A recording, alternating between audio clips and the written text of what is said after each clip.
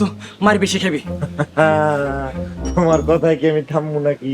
আমার কি আগের মতো বাচ্চা বলা পাইন পাইছো যে দইরা পিটাইবা? বুঝলা কিছু? বুঝাইতাছি তোরা আমি বুঝাইতাছি।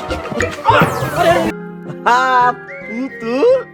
আরে পুতুলের উপরে তো আমি কত আগেই পড়ে গেছি, কি বুঝলা? থামেন কাকা, কি হইছে?